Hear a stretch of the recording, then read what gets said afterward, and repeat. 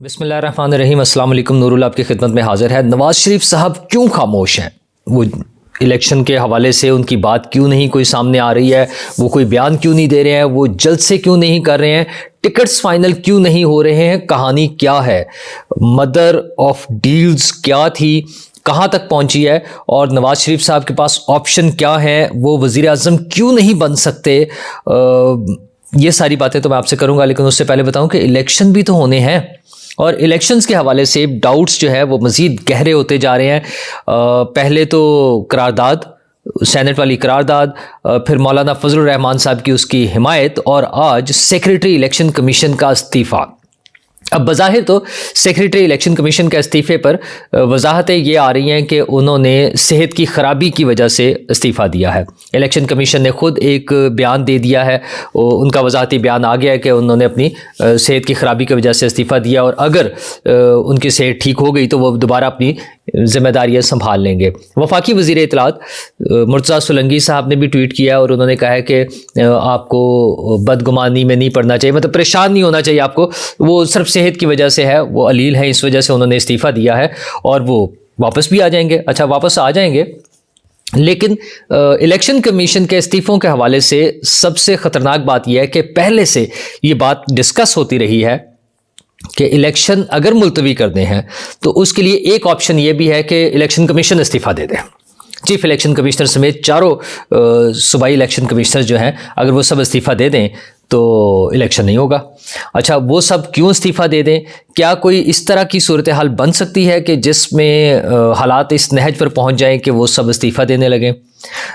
एक इस्तीफ़ा तो सेहत की वजह से आ गया है, बाकी सब इस्तीफ़े सेहत की वजह से नहीं आएंगे। उसके लिए कोई ऐसे मामलात हो सकते हैं, जैसे सेनेट की करारदाद थी कि सेनेट की करारदाद पेश हुई है, वो इलेक्शन कमीशन में जाए, उसके हवाले से वो अदालत में जाए और कहीं ऐसा झगड़ा हो जाए सियासी जमातों समेत जहाँ पर इलेक्शन कमीशन के लोग अपना इस्तीफ़ा दे दें। अच्छा, सबसे पहली बात तो ये है कि क्या सियासी जमातें उस करारदाद को सपोर्ट करेंगी? ये एक अहम सवाल था, क्योंकि एक ख्याल तो ये भी था ना कि सियासी जमातें तो दोबारा बुलाएंगी सेनेट का इजलास और वहाँ पर इसको रद्द कर दिया जाएगा, इस करारदाद को, और एक नई करारदाद पेश की जाएगी कि जनाब जो मर्जी हो जाए, आप फ़ौरन इलेक्शन कराएं, जो 8 फरवरी की तारीख दी हुई है उसके मुताबिक इलेक्शन कराएं। अच्छा, बिलावल भुट्टो ज़रदारी ने तो मैसेज भी अपना कन्वे कर दिया, उन्होंने तो बयान दे दिया, उन्होंने कहा कि सिर्फ सेनेट की करारदाद का मसला नहीं है, आप अक़वाम मुत्तहिदा से करारदाद पास करवा लें, आप OIC से पास करवा लें, लेकिन इलेक्शन तो 8 फरवरी को ही होगा। अच्छा, क्या वाकई इस तरह से इलेक्शन 8 फरवरी को हो जाएगा? PDM के सरबराह जो मौलाना फजलुर रहमान साहब हैं, वैसे तो वो अफ़गानिस्तान रवाना हो गए हैं, लेकिन उनके उस दौरे पर मैं अगले उसमें ज़िक्र करूंगा, आपसे डिटेल से बात करूंगा उनके दौरा अफ़गानिस्तान पर, लेकिन उन्होंने सेनेट की इस करारदाद की हिमायत कर दी है और उनके ख्याल में कोई मसला नहीं है, अगर इलेक्शन लेट हो जाए तो इससे कोई आसमान नहीं टूट पड़ेगा, इलेक्शन लेट कर लेने चाहिए। अच्छा, उनका बड़ा वाज़ेह मौक़िफ़ इससे पहले भी कई मरतबा आ चुका है कि इलेक्शन डिले करने चाहिए, 8 फरवरी को इलेक्शन नहीं होने चाहिए, तो वो तो अपने मौक़िफ़ पर कायम है। आसिफ जरदारी साहब भी एक ज़माने में ये बातें कहते रहे हैं, एक ज़माना डजंट मीन कोई बरसों पहले की बात है, वो भी चंद माह पहले तक वो कहते थे कि पहले मईशत को संभाल लें, उसको ठीक कर लें, फिर हम इलेक्शन में चले जाएंगे। तो अब मौलाना फजलुर रहमान साहब की हिमायत और दीगर पार्टीज़ की तकरीबन खामोशी, मतलब नून लीग की तरफ से तकरीबन खामोशी वाला सीन है। बिलावल भुट्टो ज़रदारी ने बयान दिया है, लेकिन आसिफ ज़रदारी साहब का इस हवाले से कोई बयान नहीं अभी तक आया है।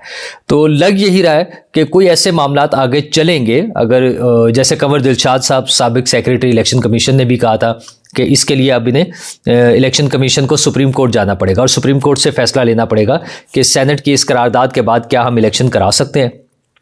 तो अब सूरत हाल ज़रा ट्रिकी होती जा रही है कि इलेक्शन होंगे या नहीं होंगे।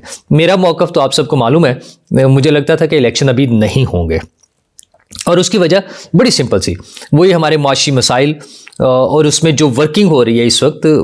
ज़ाहिर है इत्तलात की बुनियाद पर होता है ना, जब इंसान देखता है उनके सामने, हमारे सामने जो चीज़ें हो रही हैं कि वो क्या हैं, वो जिस तरह से वर्किंग हो रही है मईशत के हवाले से, SIFC के अंडर सारी चीज़ें जो हैं, तकरीबन सारी चीज़ें जो है मईशत के हवाले से अब वो SIFC के अंडर है, वहीं से सारे डिसीजन हो रहे हैं।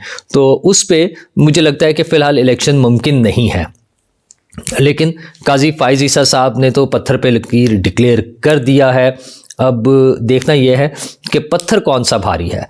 पत्थर पे लकीर तो कहीं और भी लग सकती है ना, कहीं और भी पत्थर पड़ा हो उस पर भी लकीर लगा दे, इधर भी एक पत्थर पड़ा हो उधर भी पड़ा हो, किसी भी पत्थर पे लकीर लगाई जा सकती है। देखना ये होगा कि भारी पत्थर कौन सा है और उसी के मुताबिक फैसला होगा। मैं आपसे 2 दिन पहले भी अर्ज़ कर चुका हूँ कि 11 जनवरी तक कुछ ना कुछ डिसीजन हो जाएगा कि हम कहाँ खड़े हैं, इलेक्शन की तरफ हम जा रहे हैं या इलेक्शन रुक रहे हैं। और सियासी जमातें सब ऑन बोर्ड होंगे, थोड़ा बहुत म्यूज़िक सब बजाएंगे, ज़ाहिर है अवाम में अपनी साख बरकरार रखने के लिए हल्का फुल्का म्यूज़िक तो बजेगा, लेकिन तकरीबन सभी ऑन बोर्ड होंगे। और सूरत हाल ये है कि इलेक्शन कैंपेन अभी तक सिर्फ जो है वो पीपल्स पार्टी चला रही है। पीटीआई के अपने मसाइल हैं कि वो कह रहे हैं हमें इलेक्शन कैंपेन करने नहीं दी जा रही। अभी उन लोगों के कागजात नामजदगी मंजूर और मुस्तरद होने के मसाइल हैं। बिलावल भुट्टो जरदारी बड़े भरपूर तरीके से अपनी लाहौर की कैंपेन चला रहे हैं।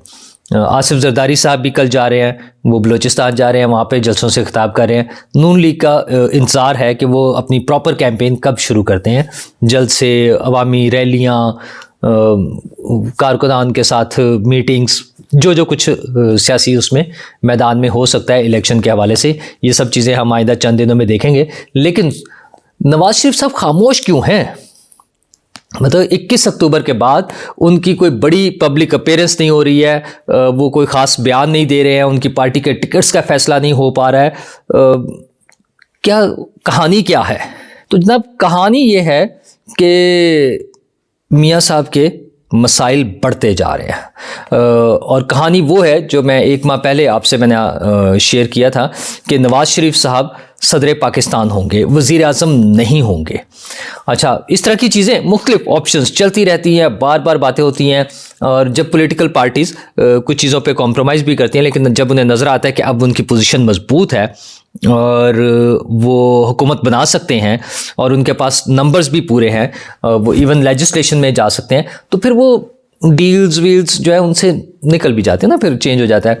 लेकिन नवाज शरीफ साहब के लिए मसाइल अभी हल नहीं हो रहे। एक तो उन्होंने टिकट्स का जो अरेंजमेंट करना है, जिन जिन लोगों को टिकट्स देने, न सिर्फ अपनी पार्टी बल्कि दीगर पार्टियां, असल मसला ही दीगर पार्टियां, आईपीपी को क्या देना है, एमक्यूएम को क्या देना है, पीएमएलक्यू को क्या देना है, बलूचिस्तान में या केपी में अगर कहीं कॉम्प्रोमाइज़ होना है तो वो क्या होना है, या सॉरी इत्तेहाद होना है तो मौलाना फजलुर रहमान के साथ किस तरह से डील होनी है, ये सारी बातें उनके लिए मसले बने हुए हैं। तो इन्हीं सारी चीज़ों को सामने रखते हुए अगर हम देखें तो मुशाहिद हुसैन सैयद साहब का इंटरव्यू बड़ी अहमियत का हामिल है। उन्होंने ARY को इंटरव्यू दिया है और उसमें उन्होंने बड़ा खुलकर कहा है कि नवाज शरीफ साहब को मैं जानता हूँ, वो बड़े मकबूल लीडर हैं, बड़े लीडर हैं, पार्टी के लीडर हैं मुस्लिम लीग नून के, और ज़मीनी हक़ाइक़ को देखते हुए और नवाज शरीफ साहब को देखते हुए, क्योंकि मुशाहिद हुसैन सैयद साहब का कहना है कि वो बड़े दबंग किस्म के खिलाड़ी हैं और वो दबंग फैसले करते हैं, बादशाहत वाला भी टच है मियाँ साहब में, उनका कहना है मुशाहिद हुसैन सैयद साहब का यहाँ। और उन्होंने जो दबंग फैसले हैं उसके हवाले से वो कहते हैं वो एटमी धमाकों का जो फैसला था, CPEC का जो फैसला था, उनके दबंग फैसले। तो उनके ख्याल में अब नवाज शरीफ साहब को वज़ारत उस्मा के चक्कर में नहीं पड़ना चाहिए और उन्हें आराम से सदर पाकिस्तान बन जाना चाहिए। अच्छा, इसकी वजह क्यों दरपेश आ रही है वो भी उन्होंने बता दिया बड़ा खुल के। उन्होंने कहा है कि मौजूदा हालात में ये हाइब्रिड नहीं है सिर्फ सिस्टम, बल्कि हाइब्रिड प्लस सिस्टम है। ये जो भी हुकूमत बनेगी वो लाजमी तौर पे एक कौमी हुकूमत बनेगी, इत्तेहादी हुकूमत होगी, और ये डिसीजन है कि सबको कुछ ना कुछ मिलना है। ये नहीं होना कि इकट्ठा एक ही दफ़ा में एक पार्टी को सब कुछ मिल जाए, ये नहीं होगा, सबको कुछ ना कुछ मिलना है। और नवाज शरीफ साहब क्यों चाहते हैं चौथी दफ़ा वज़ीर आज़म बनना? उनका इससे क्या हो जाएगा, कोई Guinness book of world record में उनका नाम आ जाएगा, कोई ओलंपिक का मेडल मिल जाएगा उनको। और उनका वो क्यों चाहते हैं, या मैं नहीं चाहता कि वो चौथी मरतबा फिर निकाले जाए, क्योंकि वो वज़ीर आज़म बनेंगे तो फिर झगड़ा होगा और वो निकाले जाएंगे। तो उनका वो सुप्रीम कमांडर ऑफ फ़ौज पाकिस्तान के बन जाए, वो पाकिस्तान के सदर बने और आराम से चले। और उनके पास बहुत सारे लोग हैं, उनके रफ़ाक़ा में ऐसे लोग हैं जो वज़ीर आज़म बन सकते हैं, तो उन्हीं में से किसी को ले आए, आगे ले आए और उन्हें वज़ारत उस्मा का रोल दें तो ठीक है। और उनका ये जो मदर ऑफ़ ऑल डील्स, जब उनसे सवाल हुआ कि आपने पहले भी जिक्र किया था कि मदर ऑफ़ ऑल डील्स क्या उसी तरफ जाए, उनका देखें सूरत हाल बड़ी क्लियर है। कि हम जिन लोगों को पहले लेकर आते हैं उनको फिर निकाल देते हैं। उन्होंने कहा आप देख लें कि जिसको पहले हीरो बनाया था फिर जीरो बना दिया। बाजवा साहब ने, जनरल बाजवा का जिक्र कर रहे थे वो, कि उन्होंने नवाज शरीफ साहब को किस तरह से निकाला, उन्हें करप्ट डिक्लेयर किया, वो सारी गर्दान चलाई और फिर उन्हीं को जफा डाल लिया, वापस ले आए ना गले मिला के। ज़ाहिर बाजवा साहब वो सारे जो सिलसिला चला अदम एतमाद और उसके बाद ये तब्दीली, वो सारी हमारे सामने है। तो मुशाहिद हुसैन सैयद साहब ने वही बातें की हैं जो आपको याद होगा कि 1 माह से ज़्यादा हो गया अब तो मुझे ये बात की हुई आपसे, कि नवाज शरीफ साहब के लिए ये ऑप्शन मौजूद है कि वो सदर पाकिस्तान बन जाए। वज़ारत उज़्मा काबिल कबूल नहीं है शायद, और दूसरी सूरत क्या होगी कि शायद इलेक्शन ही ना हो। उसके लिए भी पूरा जो है ना जोर लगना है। मैं फिर दोहरा दूं कि पत्थर पे लकीर सिर्फ उधर से नहीं है, सुप्रीम कोर्ट से नहीं है, कहीं और से भी लग जानी है। तो ये इतना आसान नहीं है जितना मुश्किल इलेक्शन को मुलतवी करना है। ज़ाहिर ऐलान हो चुका है, काजी फ़ायज़ ईसा साहब डिक्लेयर कर चुके हैं, इलेक्शन की तैयारियां हो रही हैं, कागजात नामजदगी जमा हो गए हैं, अगले चंद दिनों में इंतखाबी निशानात का मामला भी हल हो जाएगा। उतना ही मुश्किल भी है ये कंडक्ट कराना, क्योंकि पॉलिटिकल पार्टीज़ की विल भी नहीं है, और पॉलिटिकल पार्टीज़, हर पॉलिटिकल पार्टी का अपना इशू है कि वो क्यों नहीं विलिंग है। उसमें इमरान खान साहब के और मसाइल हैं, नून लीग के मसाइल कुछ और हैं, आसिफ जरदारी साहब किसी और वजह से सोचते हैं, फजलुर रहमान साहब का अंदाज़े फ़िक्र जो है वो शायद सबसे ही मुख्तलिफ हो। तो ये सारी चीज़ों के साथ इलेक्शन होने मुश्किल बनते जा रहे हैं।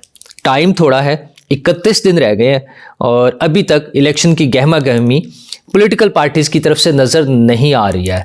और नवाज शरीफ साहब के लिए ये सारे बयानात जो मुशाहिद हुसैन सैयद साहब ने दिए हैं, ये सारे उस बात को लिंक कर रहे हैं कि वो खामोश क्यों हैं, उनकी पार्टी के डिसीजन क्यों नहीं हो रहे, उनके टिकट्स के डिसीजन क्यों नहीं हो रहे हैं, वो कोई जलसे क्यों नहीं कर रहे हैं, वो पब्लिक अपीयरेंस उनकी क्यों नहीं हो रही है, वो बात क्यों नहीं कर रहे हैं। ज़ाहिर मियाँ साहब जब खुद आएंगे तो फिर बात होगी ना। आसिफ जरदारी साहब ने कह दिया कि हमारे उम्मीदवार जो हैं बिलावल भुट्टो हैं, तो अब नवाज शरीफ साहब को भी तो कुछ कहना होगा। उनकी पार्टी जब जलसों में जाएगी तो उन्हें ऐलान करना होगा ना कि कौन हमारे वज़ीर आज़म होंगे। तो ये सारे मसाइल हैं, नवाज शरीफ साहब परेशान हैं। वजह सिर्फ वही है कि कुछ कमिटमेंट्स, कोई वादे वईद, कुछ डील्स, कुछ बातें, सारी पॉलिटिकल पार्टीज़ वापस सिस्टम में आकर सिस्टम को आगे लेके चलना चाहती हैं, लेकिन रास्ता इतना आसान नहीं है।